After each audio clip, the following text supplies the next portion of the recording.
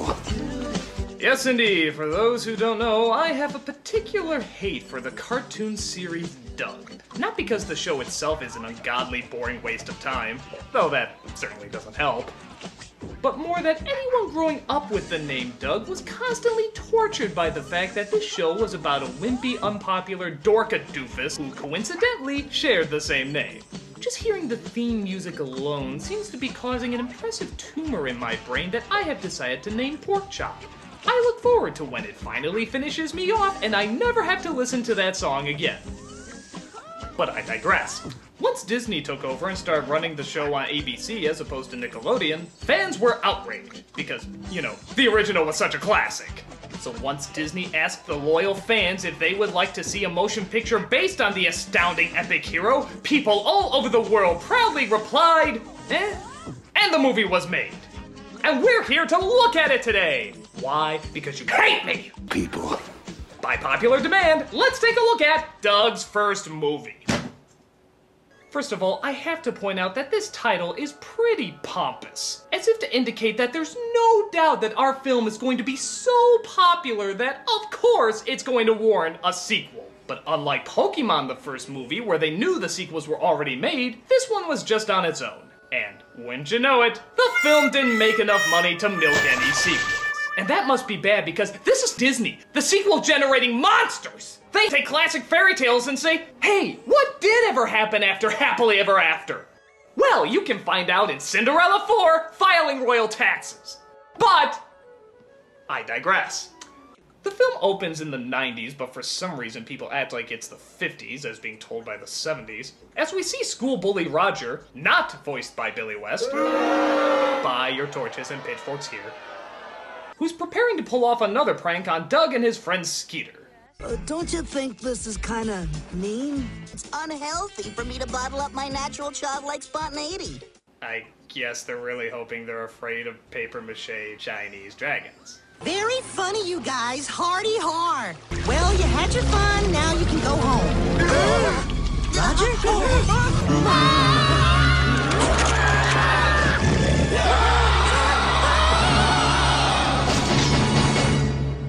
Okay, there's no gore, but there is something just as equally terrifying: the opening credits. Roll it, Pork Chop. Here comes the opening theme.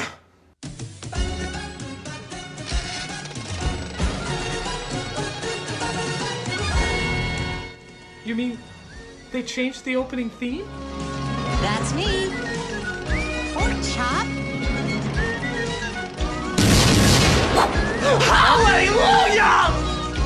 Oh, it's bland. It's forgettable. It sounds like nothing I would ever remember in recent history. But hey, so's the show! It's absolutely perfect. Rest in hell, you theme. May an army of devils sing thee to thy fiery death. After we just assume Skeeter got away from the monster, Doug informs us of the one thing that's on everybody's mind. That means at school, people have just one thing on their minds. A Valentine's dance! Isn't it romantic? A Valentine's dance. How delightful. A Valentine's dance? Who the talks about a dance this much? I mean, the girls I can understand, but the boys? Really? Somehow this doesn't seem particularly realistic. Hey, Bobby, good job on that last shot. Oh, you know, it's these new Air Jordans. Those don't do anything. Yes, they do. They can make you reach the net easier. Oh, Bobby, you've been watching too many commercials. Seriously, is nobody thinking about the dance? So Doug decides he wants to ask out the sweetheart he's always too nervous to approach, the girl next door with jaundice, Patty Mayonnaise. I knew I had to find a way to make this dance really perfect. The student council's supposed to pick 2 people to coordinate the dance, but nobody signed up. Whoever we get is gonna have to work day and night to get ready. Day and night? Right, pay close attention, Miss Mayonnaise. Hi, totally pointless fantasy sequence. We hit him right in the middle with a big, heart-shaped mirror ball. Bang! Oh, Doug, you're so dance-plannery. I can understand having a fantasy dreaming about working with her, but why is a World War II general? I mean, it's just so random. Don't fantasies have to have some sort of logical reasoning behind them? One of these days, I'd like to do a crossover with Nash.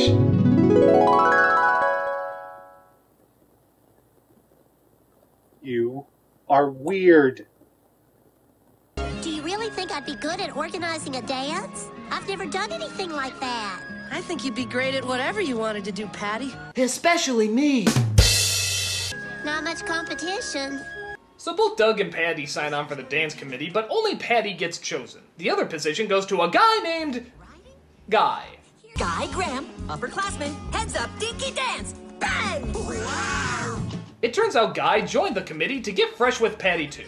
Well, Doug, you understand. Guy has real accomplishments, and he's friends with my daddy. Fine, young man. But for the moment, even bigger news seems to have fallen into their lap. The monster! I told you there was a monster! So after they dissolve to 1 second later, Doug gets excited about the possibilities a picture of a foot can bring. Skeeter, we're gonna be famous! This is the biggest thing ever! Woohoo! When the biggest thing ever happens, The biggest thing ever. Doug imagines himself a superhero. What's the script narrating now? What's going on? That night, Quailman rendezvous with a certain young woman. Oh, Quail Man. What is the point of these fantasies? Yes, he plays the character on the show, but what does that have to do with what's going on right now? Looks like an uninvited guest is trying to crash the party, Quail Dog. It's like if Scrubs and Family Guy took all their pointless cutaway jokes and turned into some sort of horrible hybrid of wasted time. Quailman and his super pal, Quail Dog. And not only that, this fantasy goes on for a while. Almost as if we went into a totally different movie. If only I was so lucky. Who are you? I am the Lord of the Polka! Care to dance? Must dance. Yeah, grab my balls. Curious. I'm not kidding. This fantasy goes on for like 4 minutes, which in Disney animated years is like 20. Quail Dog turns the high-powered disco lights into the eyes of the monster, momentarily disorienting the reptilian rowdy. I don't even get it. Does Doug just black out for a while his friends just look at him awkwardly? So, Doug, what do you think about the picture? Doug, I miss you when you do this. Why do you go where I can't follow? Meanwhile, Roger and his henchmen, because all school bullies have henchmen in cartoons, put together a plan to find the monster they discovered the other night. There is only one thing that can save us from certain destruction. I present to you... Robo Crusher! This. Note the pincer claws and x-ray eyes. I've drawn myself down here for scale. Money is no object! Okay, so all reality connecting to what children do in high school has totally been removed. But I guess that's what I'd expect in a world where everybody looks like a Dr. Seuss mutant. But little do they know that the monster from the other night followed them home. So they take the paranormal activity approach in that they never call the cops and try to fight off the scariness themselves.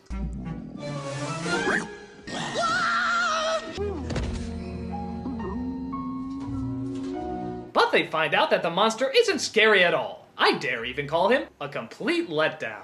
Can't believe that. He tried to eat Herman Melville. Hey, he looked. He thinks it's his name. You like that name? Herman Melville?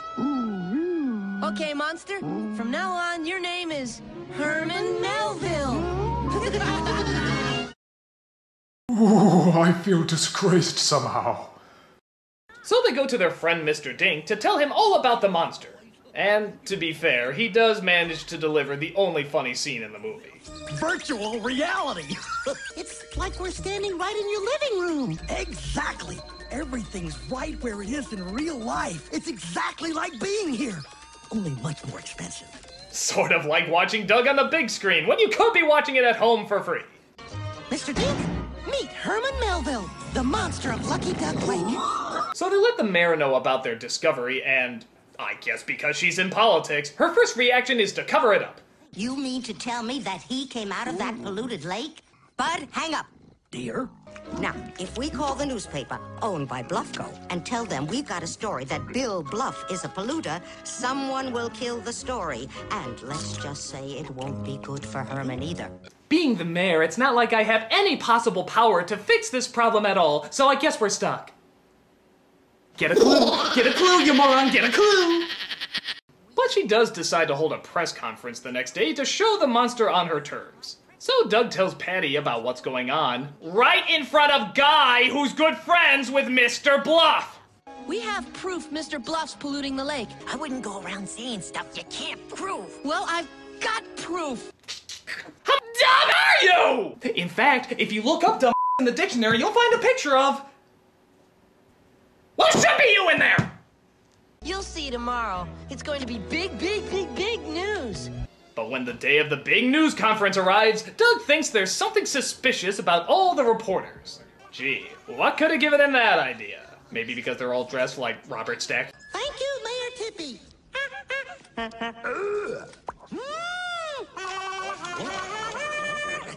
Sorry, always wanted to do that on TV. You're a waste of thought. So, to save the monster, Doug totally bails on the news conference. Something's not right. Huh? I think we made a big mistake. Mr. Bunny, is this your idea of a joke? I'm sorry, I gotta go now. I knew it. Sea monsters, right. I can't believe it. I had no idea Doug would lie like that. I say we judge strictly by how it looks and in no way question motivation or character. So after they find out that the reporters did indeed work for Mr. Bluff, and that it was just a plan to capture the monster, the mayor's plan is going to be A, have Bluff arrested, B, document all that she can through video and eyewitnesses that the monster is real, or C, have some of Bud's famous leftover meatloaf.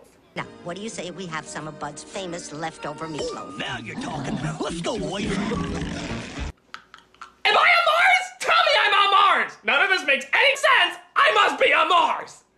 I mean, this is as logical as Roger and his friends actually making that giant robot they were talking about.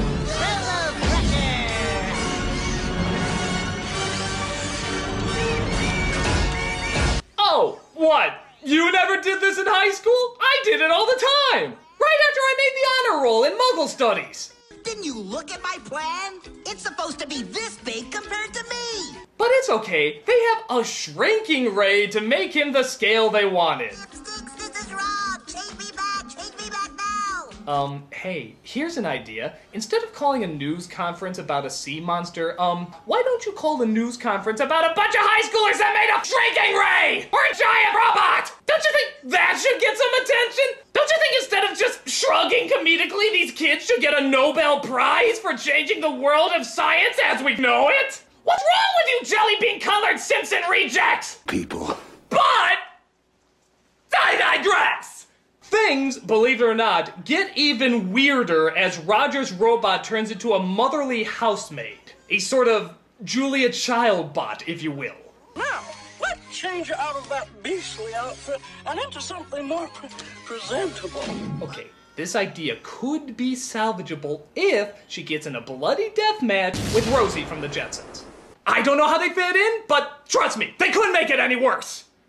So, because we're not done ripping off every G-movie cliche known to cinema, we now get the bit where they disguise the creature as a person, and of course, everybody falls for it. What's her name? It's Herman Naini. Ah, what a beautiful name. Herman Naini. Hey, you know what? This is really stupid. Look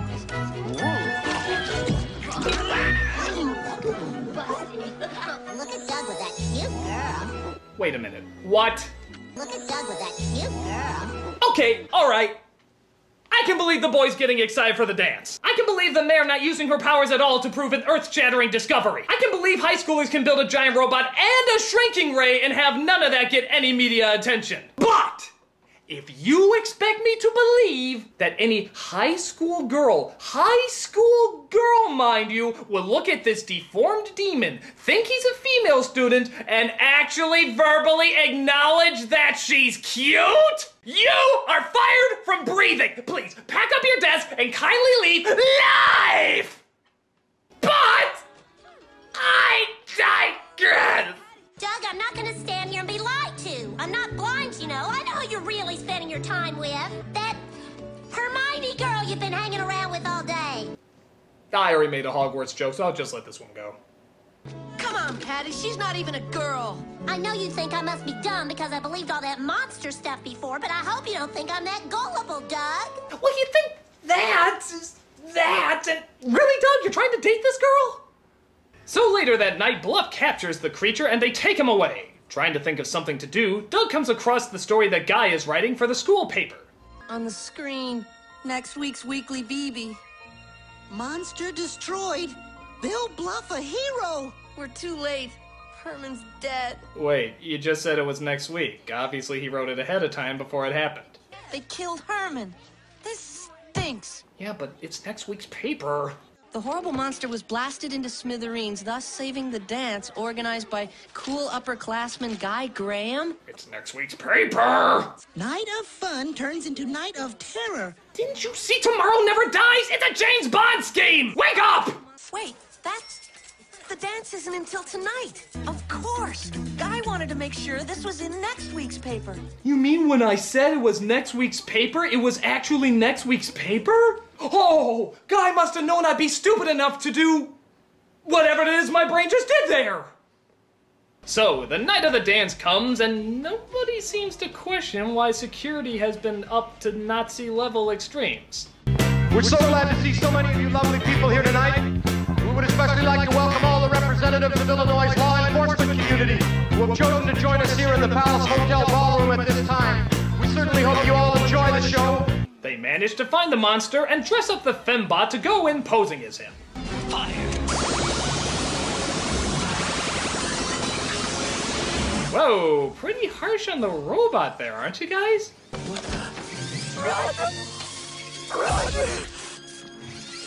Somebody take this! Take him! No! I can't believe how needlessly cruel they're being to this thing.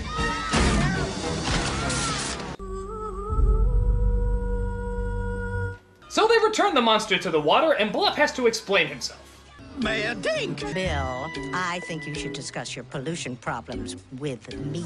Oh, yes, of course. Certainly. Certainly. And just like most elected officials, they come into the problem too late, do absolutely nothing to solve it, and yet somehow they take all the credit when it finally works out. You elected them, folks!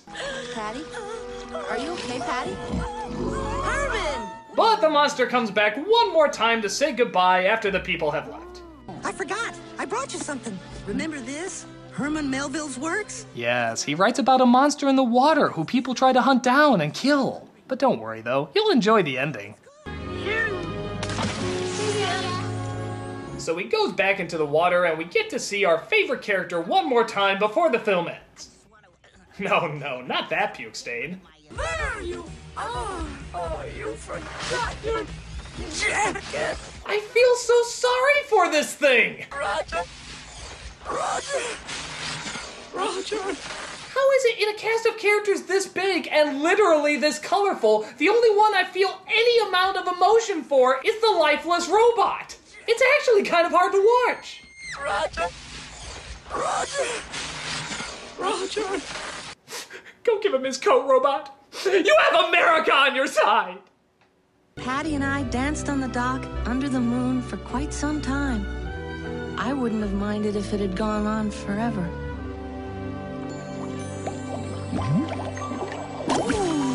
I'll just assume that's a fart we're ending on and call the film quits. So that was Doug's first movie. Aren't you so glad they brought that to the big screen? I mean, what was even the purpose? Nothing about it screamed cinema, so why did they even make it? As you probably guess, it suffers from the same problem that the show suffers from. It's bland and boring! I hate this movie, I hate this show, I hate everything having to do with it! And thank God this is the last thing I ever have to review having to deal with it! Because I swear, if I hear that song one more time, I don't know what's gonna happen! I'm the Nostalgia Craig, I remember it! People.